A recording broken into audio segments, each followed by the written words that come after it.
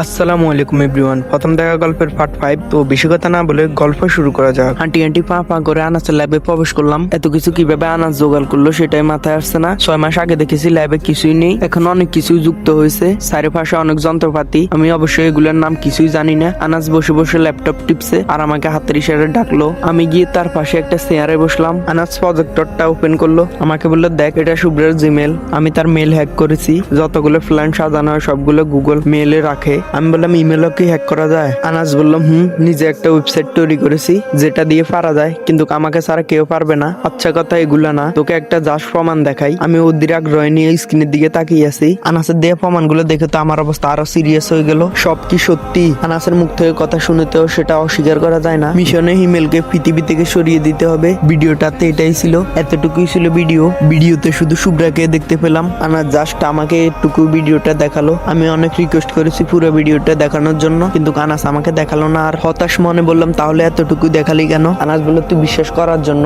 পুরো ভিডিওটা দেখালে তুই তালগোল পাকিয়ে ফেলবি। আর বললাম তো কিছুদিন পর সবই জানতে পারবি। আমি বললাম নোটে কি কি লেখা আছে? আনাস বললো ওদের প্ল্যানে সবই লেখা আছে। আমি বললাম আমি জানলে কি সমস্যা হবে? আনাস বললো বলছি না বলবো, কিছুদিন পর সবই জানতে পারবি। আনাস বললো তুই এখন বাড়িতে যা, না হলে শুভ্রা আবার সন্দেহ করবে। আমি বললাম আচ্ছা ঠিক আছে। আমি বললাম তুই সাবধানে থাকিস, যদি জানতে পারে তোর অবস্থা খুবই খারাপ হবে। আনাস বললো আমার কিছুই হবে না, তুই শুধু তোর প্রতি শুভ্রাকে ইনফেস কর। আমি বললাম আর দূর, আমার মতন ছেলের উপরে ও ইনফেস হবে যদি হয় তাহলে বুঝবি এটাও একটা প্ল্যান। আনাস বললো তাও ঠিক বলেছিস, এরকম মেয়ের প্রতি বিশ্বাস নেই, তবুও দেখ কি করে। যদি সত্যি সত্যি তোর প্রেমে পড়ে যায় তাহলে প্ল্যানও চেঞ্জ করতে পারে। আমি বললাম আনাস বললো আমি বললাম আমার যদি মৃত্যু হয় তুই আমার পরিবারটাকে দেখে রাখিস। আনাস বললো সবই ঠিক হয়ে যাবে, তুই চিন্তা করিস না, আল্লাহ ভরসা। রাস্তা দিয়ে হাঁটছি আর মনে চিন্তা করতে লাগলাম কি হলো আমার জীবনটা। সহজ সরল মানুষের এই দুনিয়াতে কোনো দাম নেই, মানুষের উপকার করতে নেই। মেয়েটার মুখের দিকে তাকিয়ে কত বড় স্যাক্রিফাইস করেছিলাম, নিজের সুখের জীবন দূরে ঠেলে দিতে একবারও পিছু হয়নি। সাহায্যের প্রতিদানটা যেন এইভাবে পাবো আশা করিনি। হতে পারে এটা তার পূর্ব পরিকল্পনা ছিল। যাই হোক, বিধাতা যা করে ভালোর জন্যই করে। হঠাৎ জোপের আড়ালে লাড়া ছাড়া শব্দ পেলাম, আবার মনে হলো পশু পাখি হবে। হঠাৎ কোন মেয়ের কণ্ঠে হেল্প শব্দটা শুনতে পেলাম। আমার আর বুঝতে বাকি হলো না এখানে কি হচ্ছে। একবার ভাবছি যাবো, পরক্ষণে আবার মনে হলো মানুষের উপকার করে কোনো লাভ নেই, এর বিপরীতে শাস্তি পেতে হয়, তাই মানুষের উপকার করা ছেড়ে দিয়েছি। আবার সামনের দিকে 2 পা বাড়ালাম, হঠাৎ আবার পিছন থেকে সেই শব্দ বেশি আসলো। এখন আমি কি করবো ভেবে পাচ্ছি না। আবার চিন্তা করতে লাগলাম এখানে যদি হিয়া বা তিয়ে হতো আমি কি করতাম। দেখ আবেগে কাজ নেই, পরীকে তো বিশ্বাস করে বাড়িতে নিয়ে আসলাম। এখন আমার জন্য কাল হয়ে দাঁড়িয়েছে। পরকালে যদি ধরে বসে হিমেল তোর সামনে একটা মেয়েকে দর্শন করেছে, তুই না বাঁচিয়ে চলে গেলি।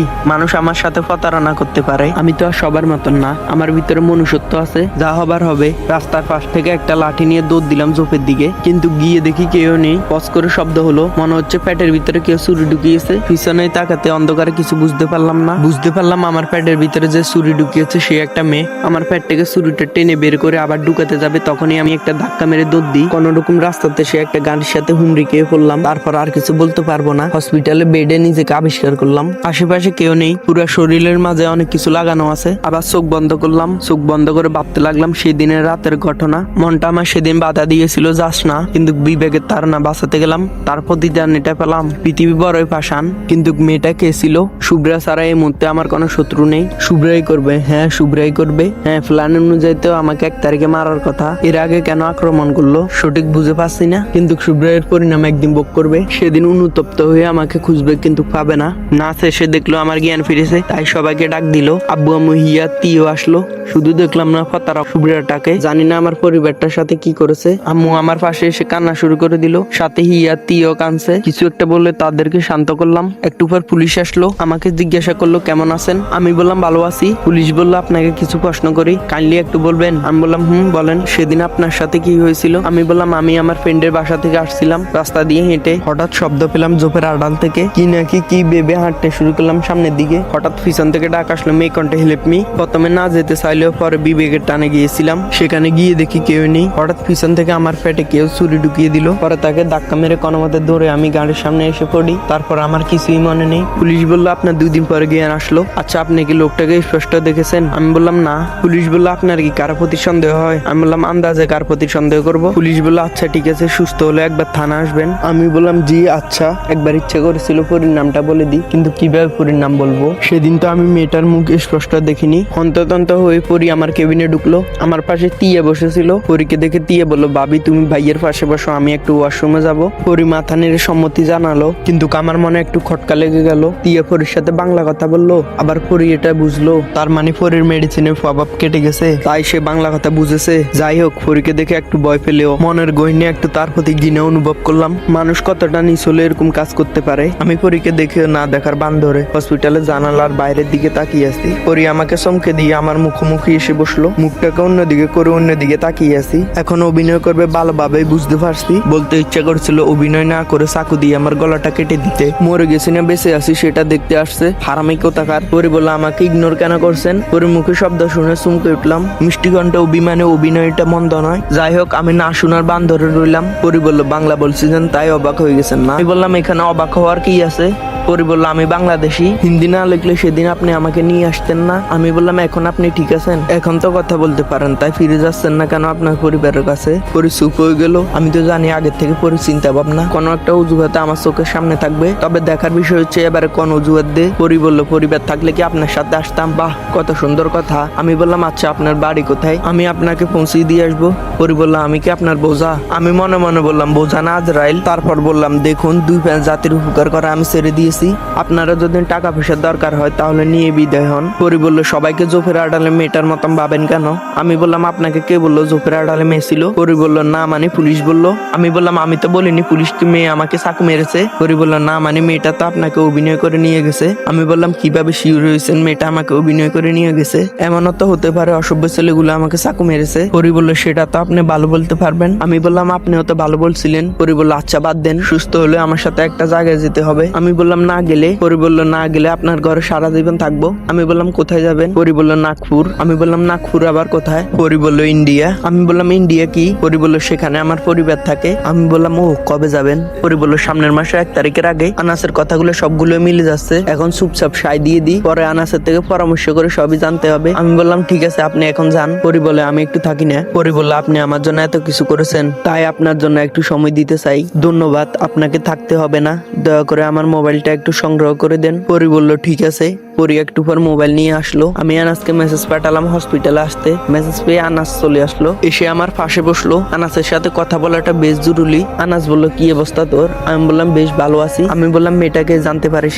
আনাস বলল মেয়ে ছিল। আমি বললাম ও তোকে তো বলাই হয়নি। আনাস বলল মেয়ে হলো তো বিষয়টা বাবার জিনিস। আমি বললাম এখানে বাবার কি আছে, পরিচার আর কে হতে পারে। আনাস বলল কিভাবে বুঝলি, তুই তো শিউর না। আমি বললাম তুই বল পরিচারা কে বা আছে এই কাজটা করবে।